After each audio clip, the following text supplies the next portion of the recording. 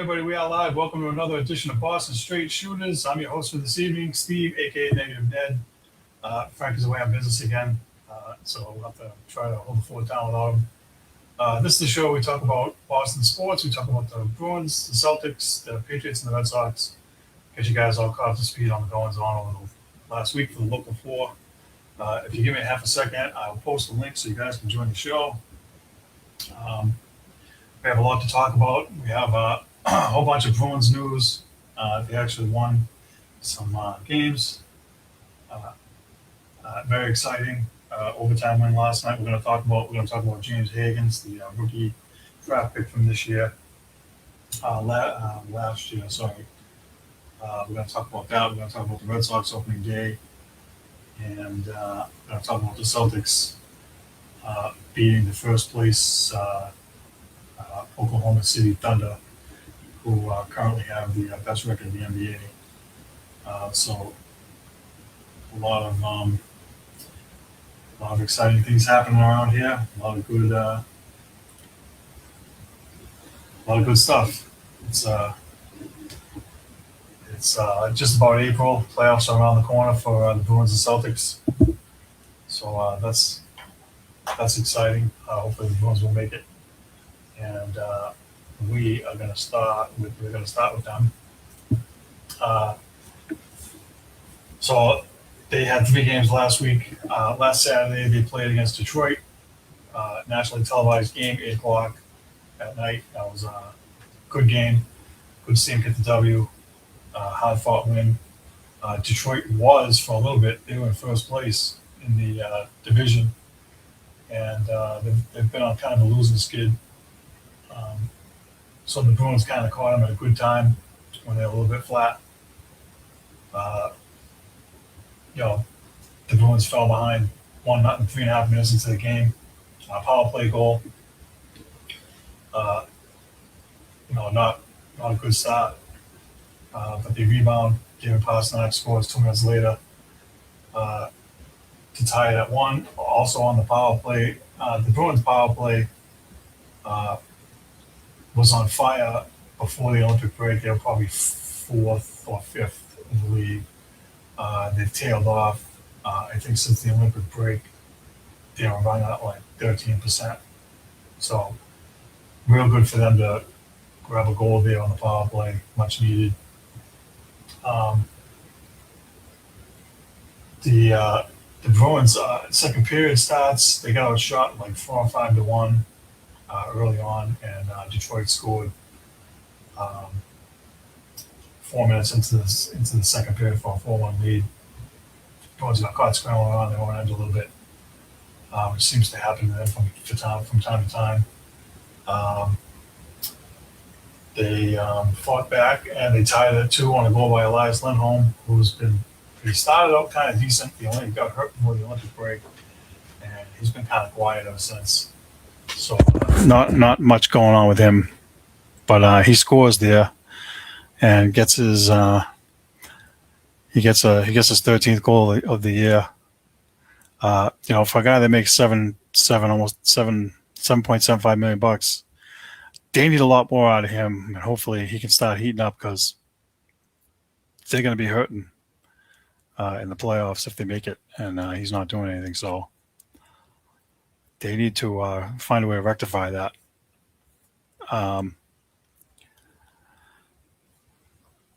Third period, no, let me see. Nope, sorry, second period. Oh,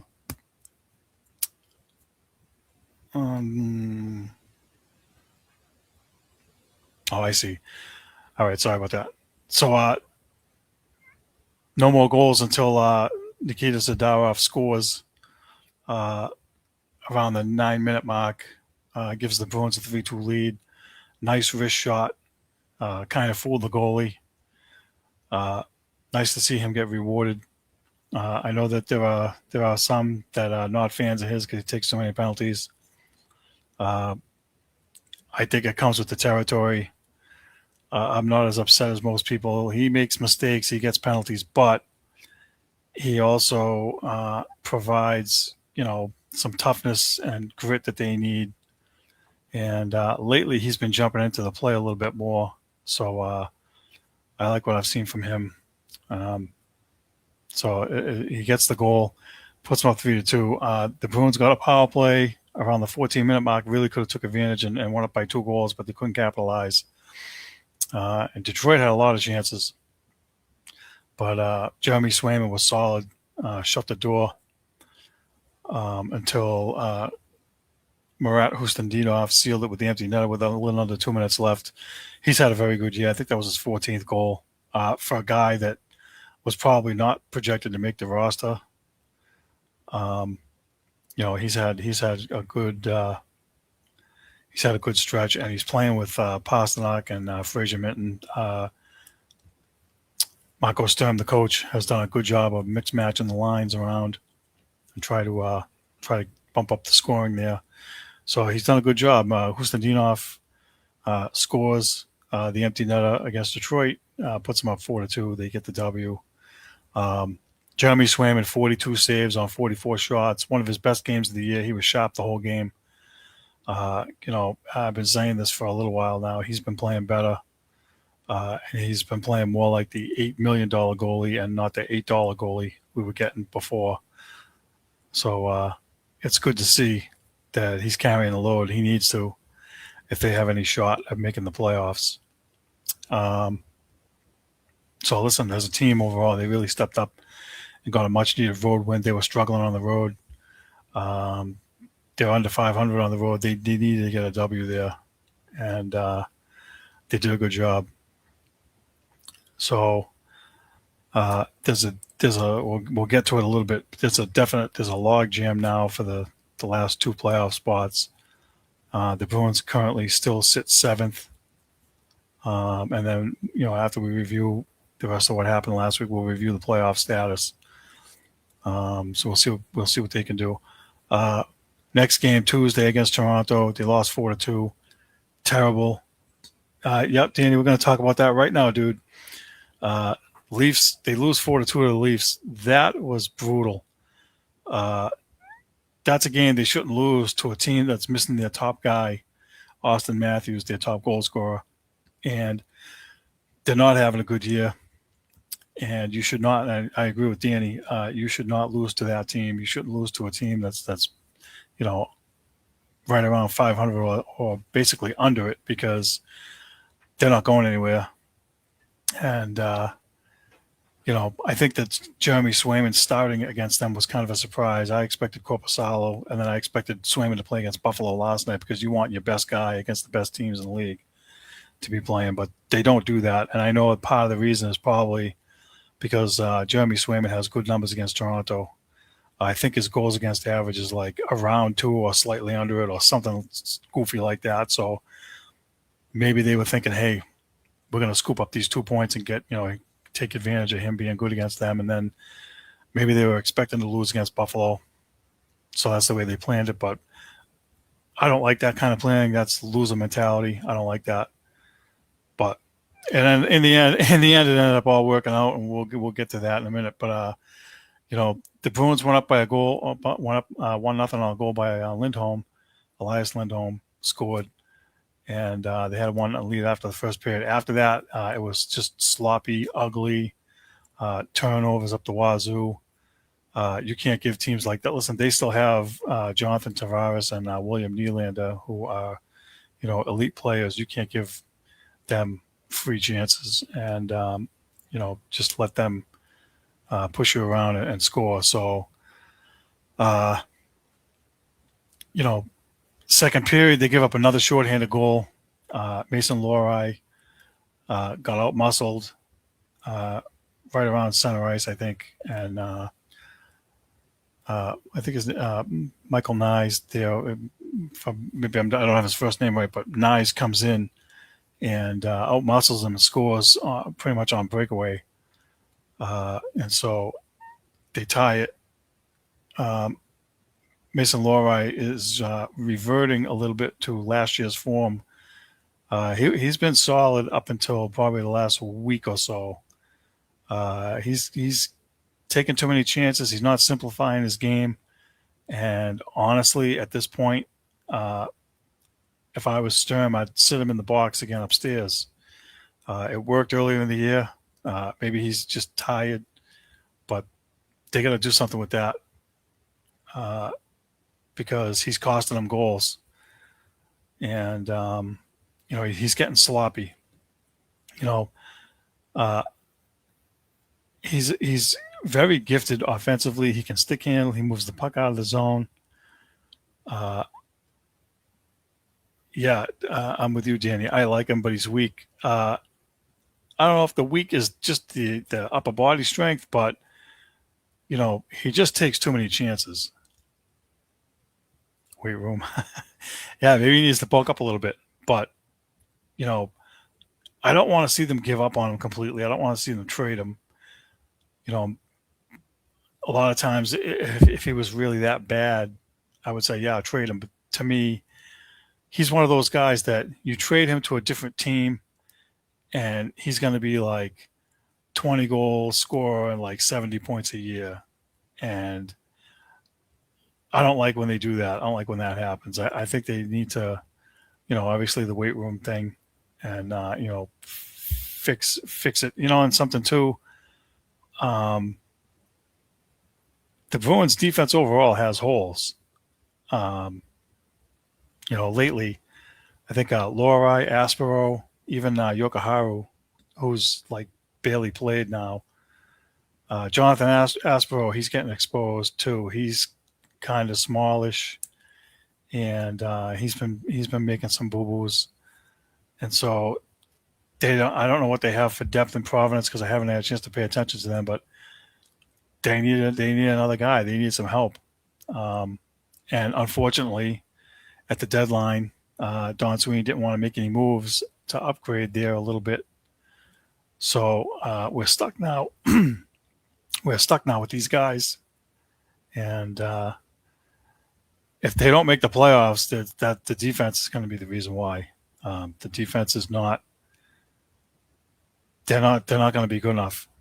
You can't have guys like Lorai and Aspero out there making mistakes and costing your team games, and having the odd man rushes and whatnot. It's a wicked detriment to them. So something they gotta clean up there. But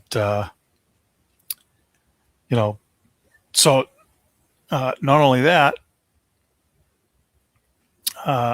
so a little over 2 minutes later, Zadorov gets a boarding penalty, and the Toronto guys weren't happy about it, so there was a scuffle, and one of their guys got a 2-minute penalty. So Toronto has a 3-minute power play, and they scored 15 seconds into it for a 2-1 lead, and then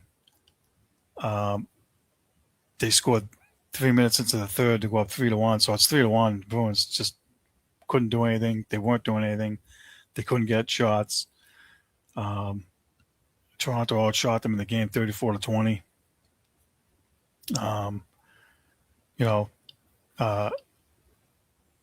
McAvoy scored 2 minutes later to make it 3-2, but they just couldn't get over the hump there.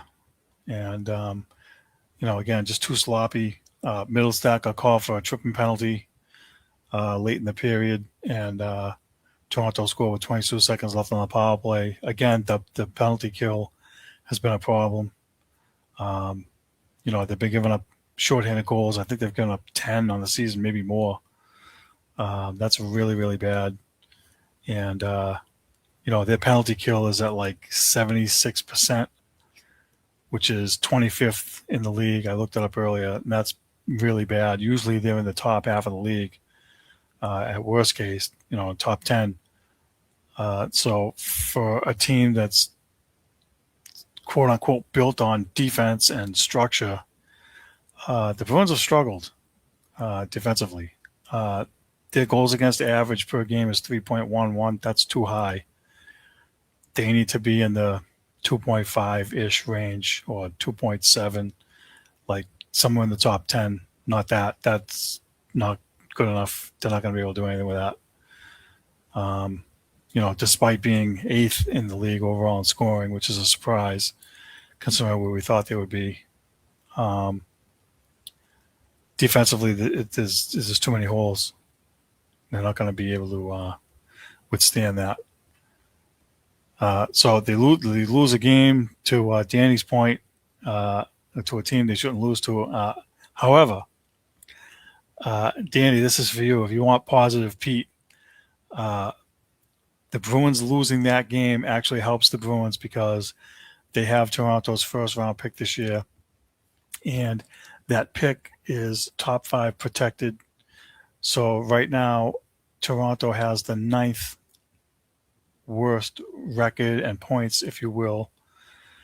So just keep your fingers crossed that they don't actually get into the top 5 or 6 or whatever and then have the ping pong balls drop their way and make it so that they get the 5th pick or better, because if that happens, the Bruins won't get that pick. So that's something to keep an eye on going forward. And I don't think they have any more games against Toronto, but I wouldn't be rooting for them to lose those games if they had any. With the playoffs right around the corner, they need every point they can get. Special teams aren't so special. You ain't kidding. The penalty kill has been a real bugaboo all year long. And the power play, I don't understand how or why they've been giving up so many shorthanded goals, but if you don't clean that up in the next couple of weeks, I mean, you're done. You can't survive in the playoffs playing like that. So we'll see. They got tough games coming up. I don't have the schedule in front of me right now, but I know that their schedule is like one of the hottest schedules left. I think they have 10 games left, and it's going to be a dogfight. Let's see. Last night at Buffalo, this game they win 4-3 in overtime. An absolute complete shock. I did not expect them to win this game at all. Like I said, Buffalo's in first place. I think they're second in the conference, behind Carolina. And they've had a wicked turnaround this year. They were, I don't know, near the bottom of the division, probably 6th or 7th or something, 5th maybe. But they fired their GM and hired a new GM, and he came in there and lit a fire under them, and they've been really good ever since. They're talented. They get good goaltending. Their goalie's good. So kudos to the Bruins for getting this W, because they absolutely needed it.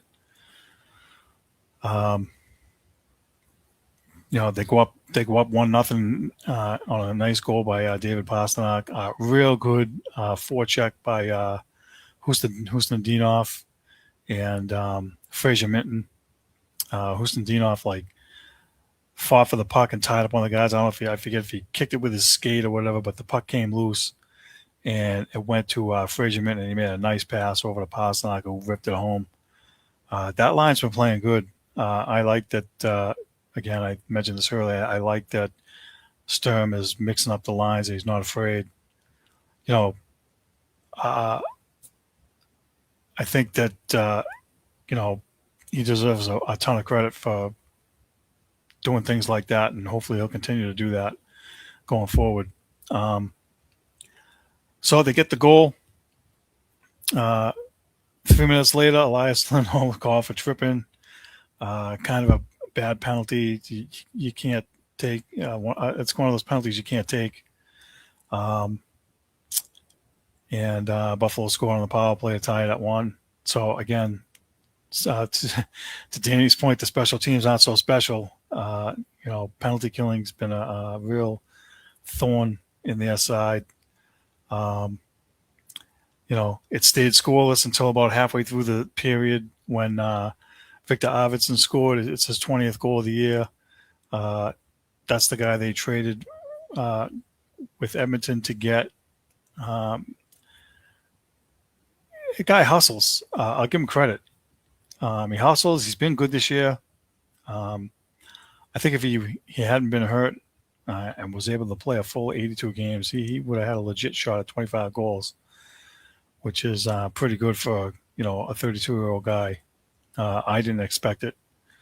I really didn't think he'd get 20 goals. So kudos to him, and it's good that he's playing well. And he's faster than I thought he would be. He really does good on the forechecks and getting to the open areas and getting his shot off it. And I forget which game it was. I think he rang a post too. So he gets chances, and you know, here's what I don't want though. I heard rumblings that the Bruins were anxious to try to re-sign him, and I'm like, no, no, no, no, don't do that. Don't fall in love with these guys. 32 years old. He's gonna want like a 4 or 5 year deal at like 4, 5, 6 million a year. Like, no, stop that. Don Sweeney, if you're listening, don't do that. You guys put yourself in cap jail already. Don't do that again. Free up that space at the end of the year. And that's a rant for another day when the season's over. But I'm glad that he's scoring goals, but I don't want to see them overpay, which they have a tendency to do, which I hate. Nonetheless, it stays 2-1 until about 5 minutes into the third. Lorei again victimized, costly giveaway. Zach Benson walks in, scores, make it 2-2.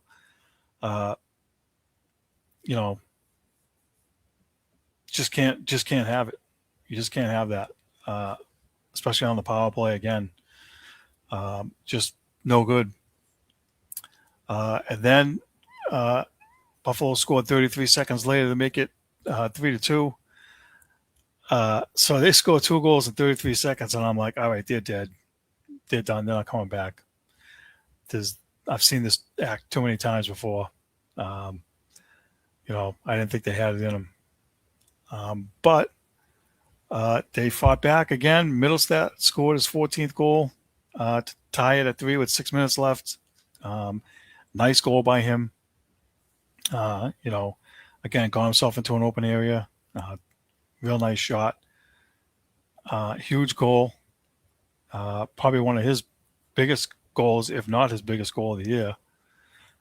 So again, a guy that, they need more production from him. I would say, if I had to pick 2 guys right now, they need more from. It's him and Elias Lindholm. They got to get more offensive production from them guys. Excuse me. The money they're making, they should be producing more. And then they get into the overtime, and 38 seconds in, Pavel Zacha scores on a nice feed from David Pastrnak. Sweet goal. And they get the extra point. They get the 2. And I had mentioned this last week. They got to stop getting 1 point and having like these overtime losses on the road, and start getting the 2. And they played Detroit and Buffalo and got those extra points. So huge for them this week. It's unfortunate they lost to Toronto, but you get 4 out of 6 points. It's better than the alternative. So kudos to them. Korpisalo was pretty good in net. He made some key saves at key times for them. 22 saves on 25 shots. I mean, the goals where they're giving up the odd man rushes and whatnot, there's not really a whole lot he can do about that. And actually, one of those goals for Buffalo, it might have been the third one. I want to say it was Tage Thompson went around the net, passed it out in front, and it hit McAvoy's skate and went right to the guy along, behind him in front. I mean, not his fault. Can't really blame the goalie on that. I don't know how it deflects off the defenseman's skates. You're kind of on an island there, so I don't really blame him for that one. And the other one where the dude walked in and took the puck away from Nyes, yeah, it would be nice to save every breakaway or whatever, but how about just don't give away a breakaway? Stop the odd man rushes. I mean, they've been having way too many of them over the last I don't know, but it's been a lot. They've been giving up a lot of odd man rushes, 2-on-1s, 3-on-2s, breakaways. Um, it's going to be rough. It's going to be rough for them. Um, but nonetheless, they are in seventh place. They have 88 points. Uh, Ottawa is now in eighth place. They have 85 points. They are tied with the Islanders, who also have 85 points. There's a tiebreaker thing going on there. And I think Detroit has 84 points. And the Canadians, who are third in the division, also have 88 points, but they have 2 games in hand on the Bruins. So um, my guess is the Bruins won't be able to make third place unless Montreal has a collapse, right? Um, so listen, they got to get these W's and hang on because Ottawa's won 4 in a row. They're climbing. Detroit can certainly turn things around. The Islanders have been good majority of the year, so you got Bruins, Montreal, um, you got Ottawa, you got Pittsburgh and Columbus, and you got Detroit, and I think Philly is like not out of it. They're like 5 points behind everybody. So you got like 8 teams fighting for 5 spots, right? Um, third in the Bruins division. You got the Bruins and Montreal basically battling, and maybe even Ottawa battling for that spot. And you got Pittsburgh and Columbus are second and third in their division, so they're fighting that out. And then you got Detroit and the Islanders. So you got the Islanders. So the Islanders are fighting with Columbus and Pittsburgh. So there's a whole slew of stuff going on. You got 1, 2, 3, 4. You got 7 teams fighting for 5 spots, right? So it's tight. Every game is like a playoff game. You can't afford to lose.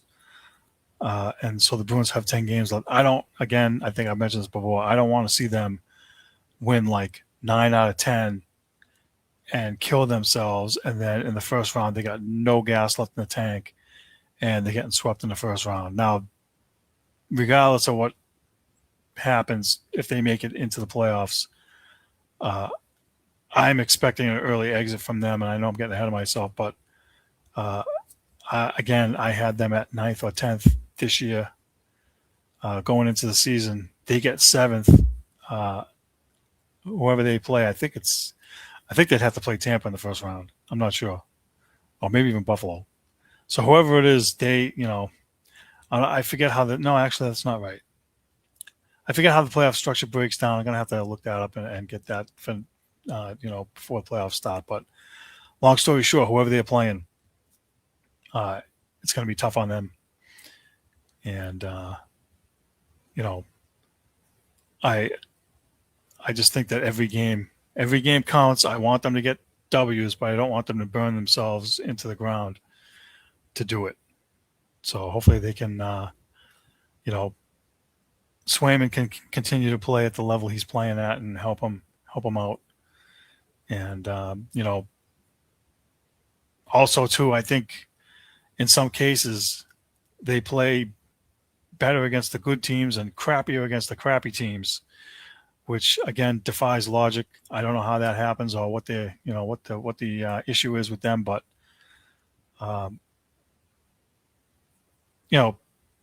it is encouraging to be able to beat good teams because those are the teams you're going to be facing in the playoffs. So, we'll have to wait and see. I want Marco Stern to make some changes though, and sit Lohrei. And before we move on from the Bruins, I do want to touch on their number 1 draft pick, James Higgins. Boston College got knocked out. Montreal Jackets 1-1 in the second period. There goes 2 teams battling out. Thanks, Danny, for that update. He signed contract. BC got knocked out, so there's no final. There's no Frozen Four or whatever for them. No tournament, and I'm surprised he signed to play with Providence. I really thought that the Bruins were trying to stick him on a 2-year deal, and he was like, "No, I want one way." But apparently, at least that's what, according to Don Sweeney, he wanted to be a pro and he wanted to start. So they hammered it out, and he started in Providence. Yesterday was his first game. No shots, no goals, no points or anything. But the article I read, was positive. He got some scoring chances, even though he didn't get shots. He was fast. He mostly played on the right wing. Ottawa, Pittsburgh, 2-2 in the second. Okay, thank you for that. So yeah, this is going to be every week that we're on now for the next couple of weeks. It's going to be, as long as Danny doesn't mind providing the updates, you're going to see me, reading these scores off because these have effect on the Bruins where they're going to slide. So we'll keep doing that. Thank you for that, Danny. James Higgins, I want him to start with the Bruins. I don't want him to go to Providence. They need scoring. They need a fast guy.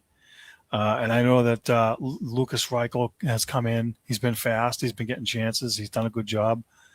But back to Providence with you. Give me James Higgins and stick him in there and let him get some run.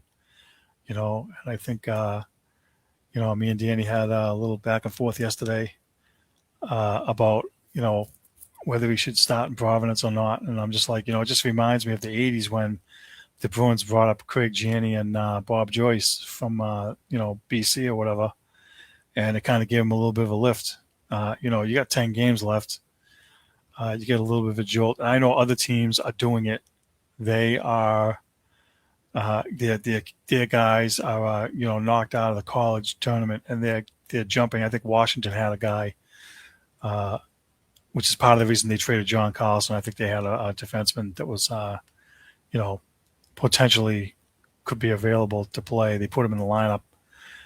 And I know it's different because the Bruins are fighting for a playoff spot and they are not, so they have more rope. But, man, power play struggling. You need scoring. You need legs. Like, get him in, But we'll see. I think the Bruins, my argument with them has been for a long time now that they hate goal scorers and they force them to play defense. And if you don't play defense, they ship you out of here. So I'm kind of hoping they don't ruin them. Anyway, I've way overrun on the Bruins. I apologize for that. We'll move on now. Let's talk about the Celtics. The Celtics had a good week. Well, I would say they had a Mets. They had an okay week. I would not say great. They they did beat the best team in the NBA, so that's a huge thing for them. And we'll get to that later. Right now, we'll recap where they started. They played Memphis first last week, Friday night when we were on. So I missed most of that game. I came in probably around the third quarter somewhere. They won 117-112. They were actually behind after three quarters by 4 points, and they turned it on in the fourth quarter. Jaylen Brown, another 30-point game, leading the way. Jason Tatum, 13 points in 30 minutes, 9 rebounds. He was kind of cold. 3 of 15 from the floor, and only 2 of 9 from 3. So he's obviously still adjusting. I think, it's still a feeling out process for him. But, 30 minutes is a good sign. He's carrying more workload.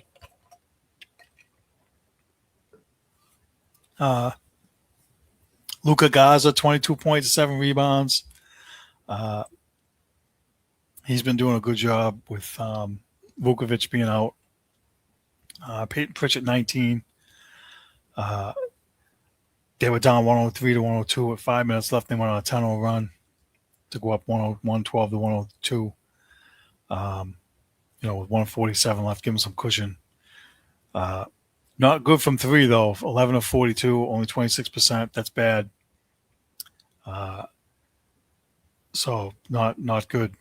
Uh, but they did have 30 free throws, and they did out rebound them 57 to 35. Offensive rebounds, they had the edge 18-7. So, every time they have one of these games, I've been mentioning how much better their offensive rebounding has been. Um, it's not going to be like that every single game, but it's really encouraging considering where they were earlier in the year. And I think, like I said, I don't know what Gaza has been eating his Wheaties or whatever, but he's been much better than he has been. Um, so, listen, they live and die by the three. They have dialed them back some, 40-ish, 38 to 42. You know, at least it's not 51 or 60 or whatever. Like, that's just good night, nurse. Say good night. If they do that, they're cooked. They won't be able to sustain that. We've talked about that endlessly for the last 3 years now. Yeah. Um, but listen, they fought hard. They got the W, and it's a team that they should beat. They can't afford to lose ground. They have the Knicks are right on their heels for second place in the division. The Celtics are still second in the conference. I think they're up by a half a game now over the Knicks. So those two are going to be battling out. I would say not to kill yourself to get to second place. Again, this is the same argument as the Bruins. If you have 12 games left or whatever it is, don't go nuts trying to get second place to get the seeding, because to be honest with you, their record's not better at home. I don't know what it is about being at home, but they're having problems, and I haven't been able to figure it out. But they get the W. They need to keep beating teams that they should beat. This being the case here, Jaylen Brown again. He's definitely in the MVP conversation. If he's not, then there's something wrong with the NBA. And one of the things that's frustrating about the MVP award, and everybody talks about it, so it's not new, right? Is that they look at stats and always the best offensive players, guys scores most points in the league, whatever, usually gets it. I mean, unless you're like Nikola Jokic from Denver, who's averaging a triple-double last couple of years. Last year, I think he averaged a triple-double, won the MVP. Yeah, obviously well-deserved. That doesn't happen every day. But, you have, a guy like Luka Doncic, who's averaging like 33-point-something points a game. I think Jaylen Brown's like right around 29 points a game. But he, to me, is better because he plays defense. He would be ahead in the MVP race. And, I just don't like that they look at it and be like, oh, Luka, he can score from anywhere and blah, but he's not playing defense. So he's not the most valuable player. And I made this argument before, and everybody's going to make this argument. Without Jason Tatum, Jaylen Brown, has been asking and trying to prove he's a number one guy, and he's done it, And so if you took him off as well as Tatum, the Celtics would be in the basement. If you took Luka Doncic off the Lakers and they still have LeBron and whoever it is that they have, the Lakers would still be a playoff team. So that, to me, makes Jaylen Brown more valuable. That's how I look at that. I mean, and I know we're crossing sports and I'm going back probably 20 years, but I just remember the year that Alex Rodriguez won the MVP for the last place Texas Rangers, who had no shot at the playoffs or nothing. And just because he hit 50 home runs or whatever he did, he got the MVP. Well, he wasn't the MVP. He might have been most valuable to his team, but he wasn't the most valuable in the league. They didn't even go to the playoffs. No good. Jaylen Brown's driving the Celtics to first place, right? That, to me, is how you determine whether a guy is an MVP guy or not. And look, there's other guys too. Victor Wembanyama from San Antonio is another well-deserved guy. So, if any of those guys, if anybody like him got it, I wouldn't be upset at all. If Doncic gets it, I'm really going to be upset because I don't think he deserves it. Just because you can score doesn't mean nothing. You got to be able to do everything. And Jaylen Brown does a little bit of everything. He rebounds. He's got assists. He can pass. Um, he plays tough D, and to me, he's well deserving of the MVP this year. And you're going to hear MVP chants or whatever in the Garden, and you should. Next game, Bruins. Next game, Celtics play. They played Minnesota Timberwolves. They lost 102-92. I didn't get to see a lot of that game, but they lose. And going into the game, Minnesota had lost 18 straight in the Garden in Boston, or just in Boston in general, right? Their last win here was 2005. So bad news losing to a team like this. Like Danny said, you shouldn't lose to a team like that. I mean, you got no business losing to them. Nonetheless, Jaylen Brown again, 29 points, 7 rebounds, 19 of 21 from the free throw line. Excuse me. Another great game for him. Jason Tatum, 30 minutes, 16 points, 11 rebounds. So Jason Tatum, as he's working his way back, has been averaging at least a double-double in these games. He's getting rebounds. He's I'm not sure what his assist numbers are, but, it's clear he's not 100% back, right? Because when you get, you lose that much time, it takes time to adjust. But there are moments where I've seen him like drive to the basket and try to take control here and there a little bit. So, he just needs more work. He's going to, and I think it's, I can't say for certain, but it feels like he's kind of deferring and sacrificing a little bit to Jaylen Brown, which is one of the things he said about coming back is he didn't really want to mess up the chemistry. And I don't see how one of the best players in the league is going to mess up the chemistry. I mean, they need him. Your options would have been no Tatum for the whole year, and you keep Anthony Simons, and who can give you 20-something points off the bench, but then your rebounding still sucks. I'd rather have 90 to 95% of Jason Tatum. Not because I didn't like Anthony Simons, but I just feel that, he's a top 10 player in the league easy in your sleep, and you just don't replace that guy. So, still a work in progress for him, and hopefully, in the last, I don't know, whatever it is, number of games they have, 12, 15 games, whatever. Hopefully, he'll shake off more of the cobwebs and become more of a factor, and he'll be able to help carry them over the hump. But, Peyton Pritchett, kind of cold, only 10 points, not good enough. As a team, they shot 9 of 33 from 3, 27%. Again, bad game from 3. Minnesota wasn't, well, they were a little better, 12 of 33, 36%. So, that's probably the difference in the game is they made a few more threes than you did. But, I don't know if they took them for granted and took them lightly because they knew they had OKC coming in.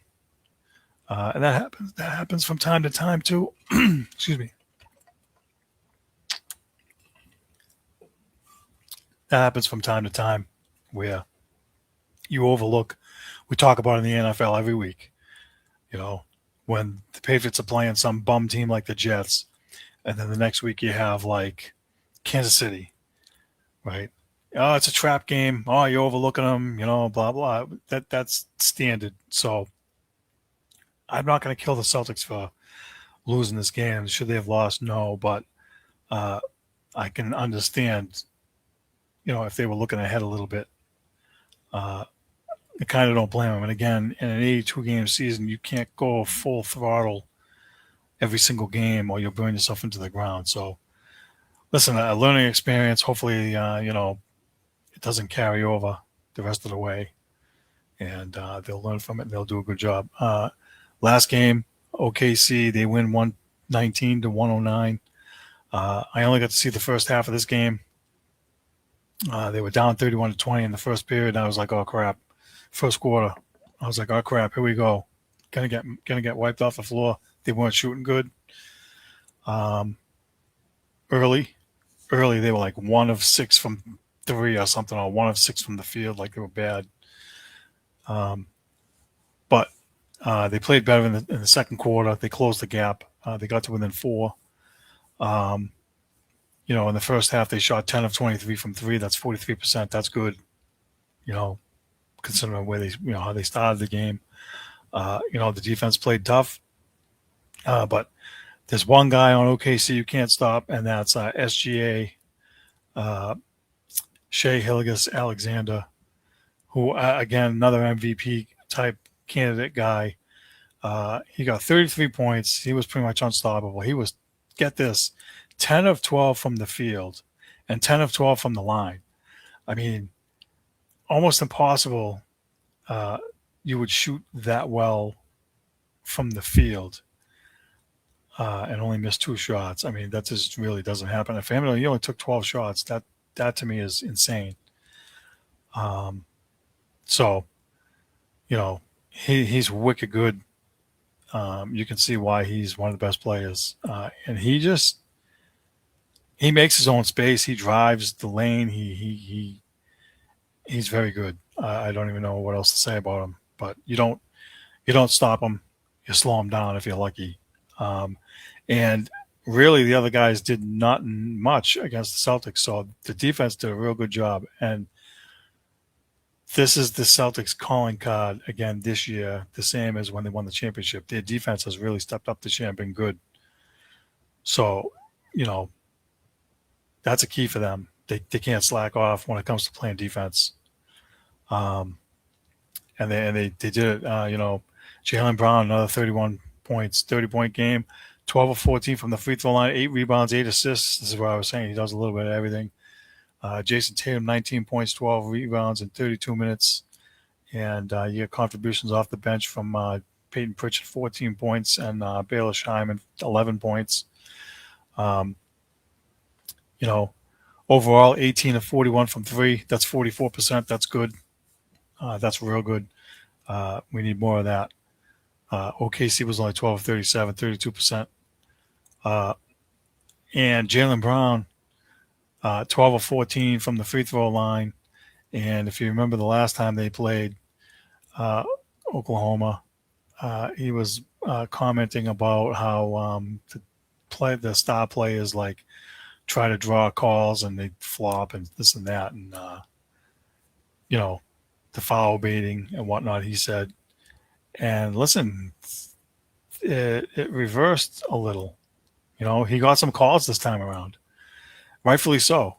So, sometimes, people were upset that he kept squawking about the refs and that. And in this case, he was 100% right. And I already made my feelings known when that happened the last time around. So, squeaky wheel gets the grease. So good for him. They just got to continue doing what they've been doing and, stay steady. And, I'm looking forward to seeing how they can do in the playoffs. I really want to see what that's going to look like for them. I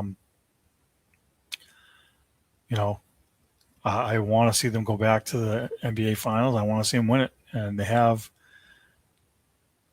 what it takes, provided they get Vucevic back after his pinky heals that's broken. He should only have a few more weeks left. So let's see. Really encouraging. Good news there. Let's move on to the Red Sox. Red Sox opening day today. A little mini negative Ned rant. Baseball starts when it's cold and ends when it's cold. Baseball shouldn't start in March. The Joe geniuses that came up with this should be shot. Uh, you know, not a fan of the games starting when it's freaking 30 degrees out. But at least they were in Cincinnati. It was 80 degrees there. So good for them. They actually did win today, 3-0. Garrett Crochet, 6 innings, 3 hits, no runs, 2 walks, 8 strikeouts, 80 pitches, pitched like an ace. Did a real good job. Excuse me.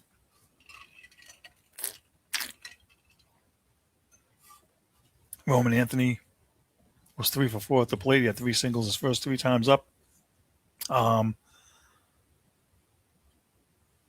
Where'd it go? Where's my notes here? Right here. Yeah, he looked good. I'm feeling better this year about them than I did the last few years. I think they did a better job with getting starting pitching and defense. And I'm glad that David Hamilton is not here. I just couldn't take him at second base anymore. Their defense should be much improved. Will it be perfect? No. But, the costly mistakes that they were getting in the 7th inning and 8th inning and late, whatever, at any point in the game that was costing them, hopefully will be minimized. And Cincinnati's managed by Terry Francona, who used to manage the Red Sox, so you don't have to go through the whole history there, but he's a good manager. So to me, you beat a good team. And you started opening day off on the right foot. The opening day lineup was Roman Anthony in left field, Trevor Story at shortstop, Jaron Duran at DH, which I wanted. I said that last week after I gave the projected lineup that whoever had that other lineup, Bozo, no, wrong. Wilson Contreras, first base, Caleb Durbin, third base, William Abreu in right field, Isaiah Kinafalafa at second base. He's the guy they got from Texas. I think the only reason he started instead of Marcel Meyer is because they had a lefty going on the mound. And Carlos Navarez catching, and Cedar Rafael in center field, Gold Glove center fielder. I mean, the starting rotation has obviously Crochet, Sonny Gray, who they signed, who should be the number 2 guy. Ranger Suarez should be the number 3, but they're holding him back a little bit because his spring training, he went to go play in the World Baseball Classic, didn't really pitch that many innings. So I think they're going to baby him. You have Brian Bayo, and you have Johan Oviedo, and also Connolly Early, who made the team, I think is going to be in the – no, he's not going to be in the bullpen. He's going to be starting. Oviedo's going to be in the bullpen. Sorry about that. He actually earned a spot. I mean, he pitched really well in spring. So good for him. So, look, I think the team's better on paper. And when we're going to get to the predictions, but I'm going to do a long-range prediction right now for them. They're going to get 92 wins and make the playoffs. And they should be no worse than third. Last year I had them at 88 wins, missed the playoffs, and ain't wrong. They had 89 wins. They made the wild card last year, but this year, as long as everybody's healthy, obviously, I think they're better. And I was upset before about them not signing the big bopper 30 home run guy, but listen, in Fenway Park they're going to score runs. So it really doesn't matter that they don't have 30 or 40 home run guy. If they can get 25 out of Abreu, and Story does what he did last year, 25, and Wilson Contreras gives you 20 to 25. I mean, the home runs aren't the issue. The leaving guys on base is the issue and getting timely hits. I want to see a lot less strikeouts. They struck out a crap ton last year, 11, 12, 14 times a game. That needs to get minimized. big time, down to like no more than 6 or 7 a game, and put contact on the ball and score some runs. So I think they're going to be better. And that's me being A, overly optimistic, and also B, I want Sam Kennedy to eat his words because he said that they were going for the World Series this year and thinks they can do it. So time for you to put your money where your mouth is, Sam. Let's see what you got. So I'm very happy that they won today. I'm looking forward to this season so far, and that's about as much positive Pete as you're going to get until they start losing. All right, you know, there's obviously going to be ups and downs. 162 game season. You're going to have guys get hurt. It never fails, and I guarantee you, when they come to Fenway, it's going to be freaking 40 degrees out, and everybody's going to be bundled up with their freaking snorkels on, and they're not going to hit because you can't be going from 80 and 90 degree weather, which is where they were in Florida and Cincinnati. The whole country just about is in freaking 80s, and we're in the 40s over here. So the bats are going to slow down. It does every year. It's terrible, and that's why I say I hate baseball starts when it's cold and ends when it's cold. It's the same thing in October. Everybody's all freaking bundled up. I don't mind the October baseball because it's the fall, right? But I don't like, week of Halloween and like early November and it's freaking 35 degrees out and, the guys can like see their breath when they're on the mound and stuff. Like it's just stupid. But nonetheless, good on the Red Sox. I do want to talk about one more thing before we switch to the poll questions. I want to talk about the robot ump / ABS ball strike system. A lot of people don't like it. I love it, and I'll tell you why I love it. Because the umps call what would be a ball a strike, and they call what would be a strike a ball, and it's absolutely maddening. So I think that I like the way it is because it's a challenge system.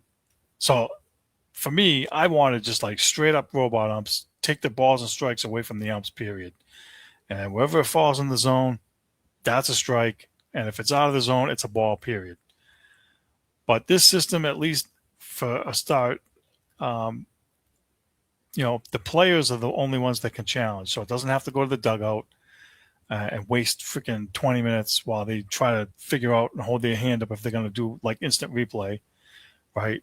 And you start off with 2, and if you get it right, you get to keep the 2, right? You don't lose any. And if you get it wrong, you lose 1, right? So let's say you lost 1 and you had 1 left.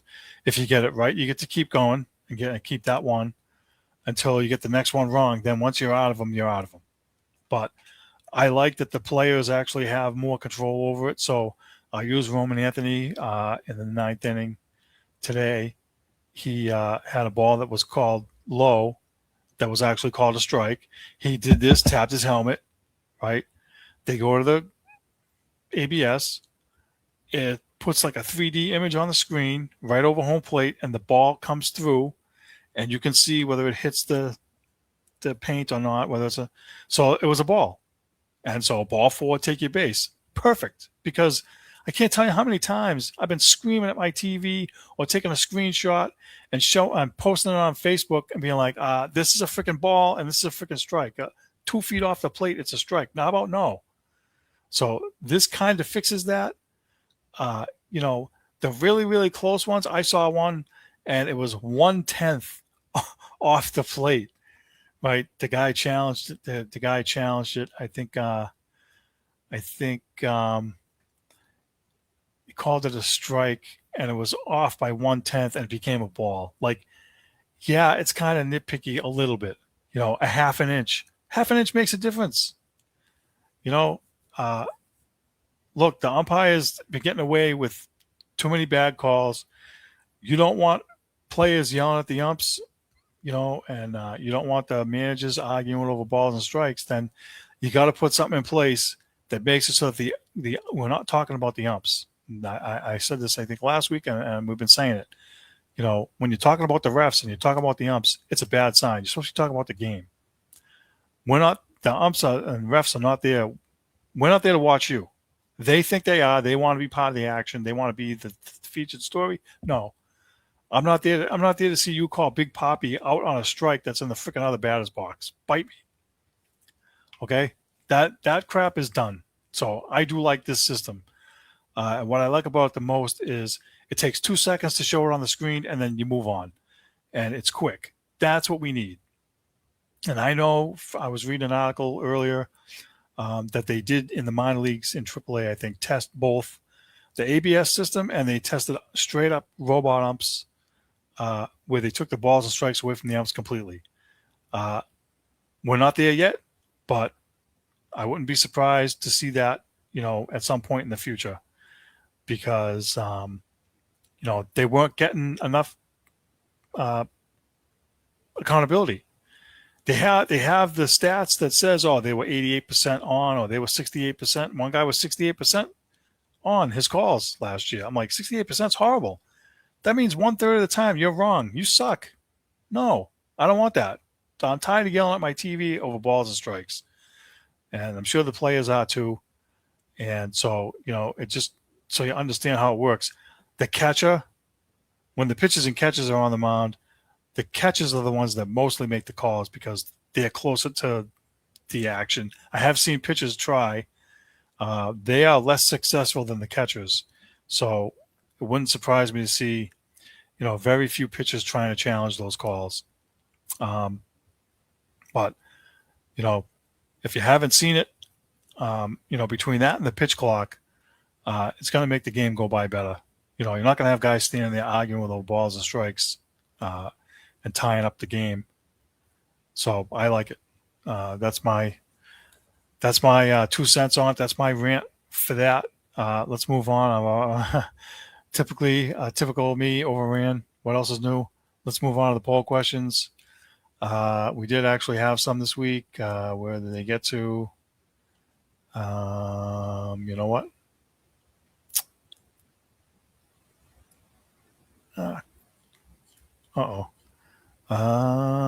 I lost them. I lost the poll questions. Okay, so one of the poll questions I think was, did you want to see James Hagan start in Providence with the Providence Bruins or start with the big club? And I said, they need more scoring. He should be up here. Or it's okay. He needs seasoning. I want to say we had like 2-1 margin in favor of him starting in Providence. So that's okay. Also had about the ABS ball and strike system. Do you like it? Yes or no, pretty much. I love it. So that's how how I voted. But I believe we had 100% for loving it. And the other answer to that poll question was the robots are taking over everything. It's too much. So we don't like it, which is kind of true. They are starting to take over more stuff. But, you kind of got to have it. And the other one was the Red Sox win total for the year. Their projected win total, in Vegas or whatever, is 87.5. So I think I had some ranges there for 84 to 87, 88 to 92, and then above 91, 88 to 91, and 91 or above. And we had mostly 91 or above. So we have some optimism this year. So, Danny, if you're still watching, there's your positive Pete on the Red Sox, 92 wins. Predictions for this week. Where's my predictions for last week? Last week I said Lucas Reichel would get 2 goals in a game. Wrong. Didn't happen. I don't even know if he got on the score sheet. He might have got an assist, but he didn't score. I said Roman Anthony was going to get a home run on opening day. Wrong. Again. Didn't happen, but I'm encouraged that he got 3 hits. I said Luka Garza would get 20 points in a game this past week. He actually got it that Friday night that we were on. So ding, ding, ding. I finally get one right. And again, I mentioned this earlier. My long range prediction for the Red Sox is their over under is 87.5. I'm giving them 92 and 70 and playoffs. So we'll see about that. Predictions for this week. I say James Higgins makes an appearance by the end of next week. I say he plays a few games in Providence, maybe like 2 or 3, and then later on in the week, he's gonna be in a regular Bruins uniform. That's one thing I want to see happen. Let's see. I'll say the new guy, Caleb Durbin, hits a home run. He'll get his first home run as a Red Sox this coming week. And let's see. What else do we got? Jason Tatum gets his first 30-point game since returning. I think somewhere along the line he's going to have to step up, or he will have a hot hand, or something like that will happen where he's gonna get back into form and get 30 points. All right, so there's the predictions for next week. That's it for the show. Want to thank you all for tuning in. Thank you for voting in the polls. Thanks for the commentary. Thanks for the support. Be sure to check us out on YouTube, on our YouTube channel. Make sure you subscribe. And we'll be back next week. Have a good weekend, everyone.